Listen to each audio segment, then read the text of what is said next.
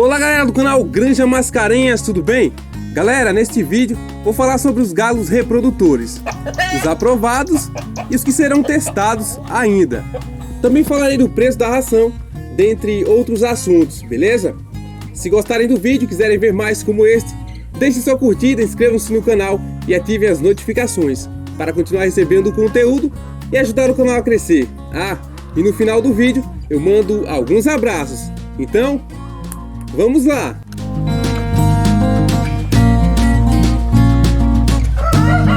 Então, hoje resolvi fazer uma análise dos galos, né? Os galos reprodutores, até para esclarecer umas dúvidas aí que o pessoal tem frequentemente com relação à raça, à idade das aves, parentesco com as galinhas e etc. Começar falando do Thompson, meu preferido. O pessoal já estava com saudade dele, né? Muitos vídeos aí que eu não mostro ele e o pessoal fica perguntando cadê o Thompson, cadê o Thompson. Ele está aqui separado, né, numa baia. Eu até soltei para ele dar uma esticada de perna, pegar um solzinho. Mas ele é um galo muito ativo e fica querendo brigar com os outros o tempo todo. Pois bem, o Thompson já é um galo aprovado, né? Ele tem muitas filhas aqui, as polacas carijós, outras carijós são filhas das Rhodes, né? Com ele, com o Thompson. E assim, a prole dele é bem grande. Vendi todos os machos, inclusive tinha um galo muito bonito, polaco, carijó, era o bico de tesoura, que eu deixei um tempo aqui, depois resolvi vender. Então, o Thompson é um galo Plymouth Rock barrada, variedade Thompson, por isso eu até coloquei o nome nele. O Plymouth Rock barrada ele tem umas 3 ou 4 variedades, né? As outras são mais claras do que a variedade Thompson. Ele tem pouco mais de 1 ano e meio, é jovem ainda, e ainda pretendo tirar muitas ninhadas aqui, né, de filhos dele. Tá com um esporão enorme. Algumas pessoas dizem que é para cortar o esporão do galo, mas eu não vou fazer isso não. Talvez eu dê uma lixada na ponta das esporas, para ela ficar roliça, né, não ficar pontiaguda e não machucar as aves. Eu já serrei a espora de um galo uma vez, mas não gostei muito não. A experiência não foi muito boa. E para falar a verdade, eu acho bem bonito o galo com as esporas enormes. É uma coisa muito natural, né? Ele já terminou a muda de penas e já está pronto para reproduzir novamente. Vou separar ele com algumas galinhas e em breve vocês verão uma baia formada aí com algumas galinhas e o Thompson, beleza?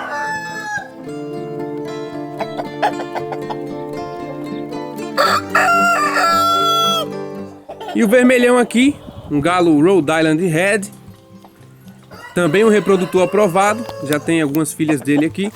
Essas belezinhas de pescoço pelado, né? As Label Hold. As polaquinhas aí muito produtivas e muito resistentes também. A idade dele é quase a mesma do Thompson, acho que 1 mês mais novo. Também terminou a muda de penas agora. E assim, é um galo muito ativo, né? Ele é brabo, como quase todo galo Rhode Island Red. E ele até quebrou uma espora aí, tentando brigar com o Thompson. Do lado de fora da baia, batendo os pés na parede, quebrou uma espora. Logo logo vou formar uma baia também, com algumas galinhas e ele, para a reprodução.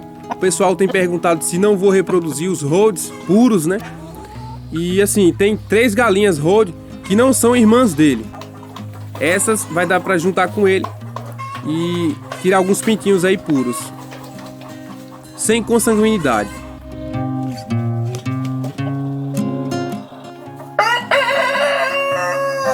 Falando dos galos New Hampshire, este que está com as polacas, né?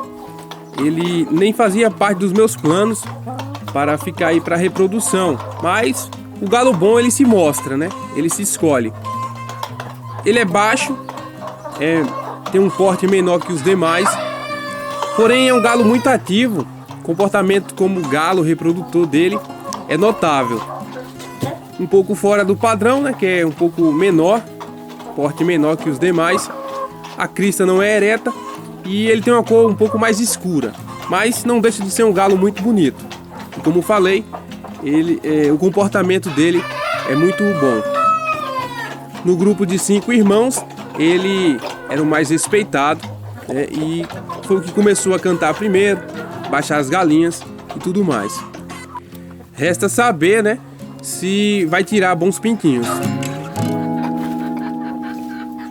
O outro New Hampshire, que está com o plantel maior de galinhas, ele é bem bonito, né?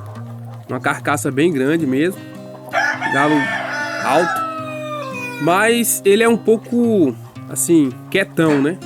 Galo meio mole. Eu já vi ele baixar algumas galinhas, mas ele mostra uma certa dificuldade na hora de fazer a cópula. Vou ficar observando aí para ver qual é a dele. Até para cantar, ele é um pouco mais acanhado. Mas não vai dar para dispensar não, porque o outro é cheio de defeito. Esse terceiro New Hampshire, eu fiquei na dúvida se deixava ou não para galo, mas depois de soltar ele com as galinhas, vi que não serve. É muito brabo, a gente encosta, ele corre, é violento com as galinhas, né? Hora por outra dá uma bicada numa, corre atrás para bater. Então um galo assim, ele não presta de jeito nenhum. Embora tenha suas qualidades, né? É um galo bem grande, crista ereta, foge um pouco do padrão da raça, mas é um galo muito bonito. Porém, com esses defeitos, a gente tem que dispensar. Galo que bate em galinha é igual homem que bate em mulher, não tem perdão, né? Tem que pagar caro. Então, de 5 galos New Hampshire que eu tinha aqui, só restam 3, e este é panela na certa.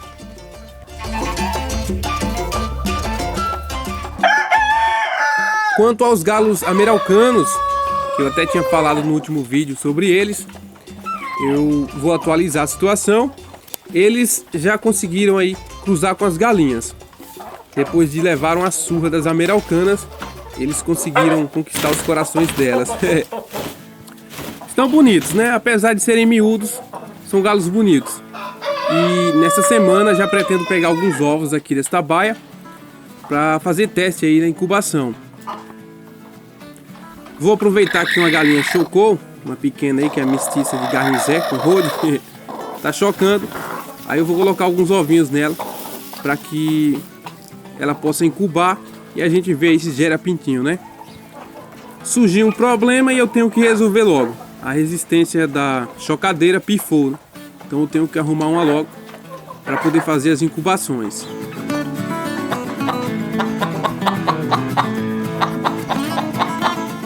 E o frango GSB se recuperou, comendo bem, anda bastante.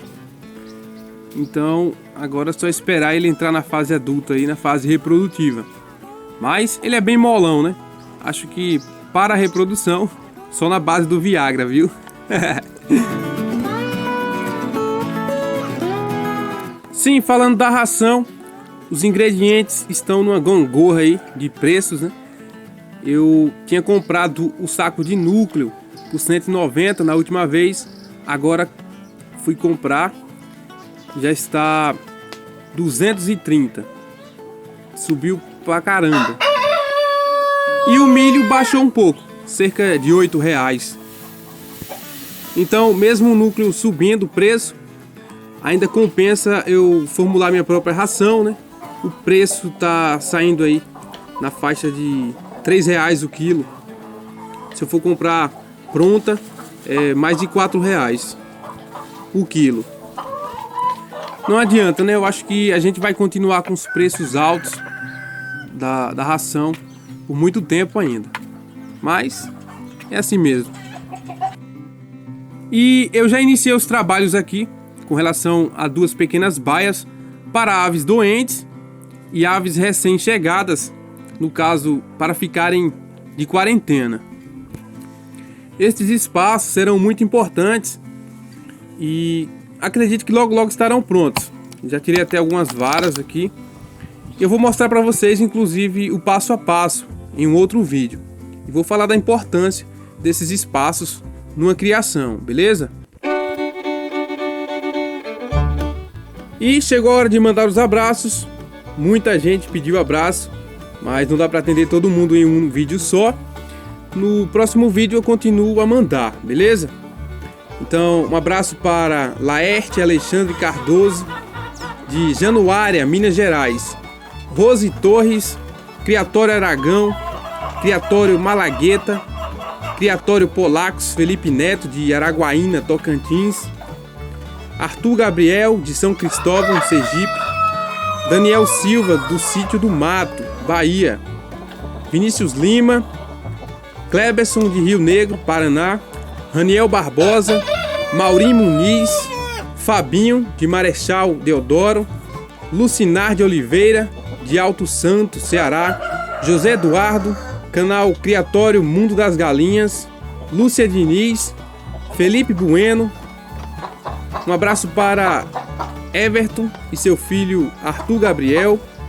Abraço também para Paulo Veras da Chácara, em Sobral, Ceará. Juan Carlos, de Porto Alegre, Rio Grande do Sul. Antônio Batista, de Buritana, Maranhão. E também abraço para Darlan Gomes e Fabrício Menezes. Então é isso, eu espero que vocês tenham gostado do vídeo. Em breve trarei outro interessante. Um abraço a todos e fiquem com Deus. Tchau!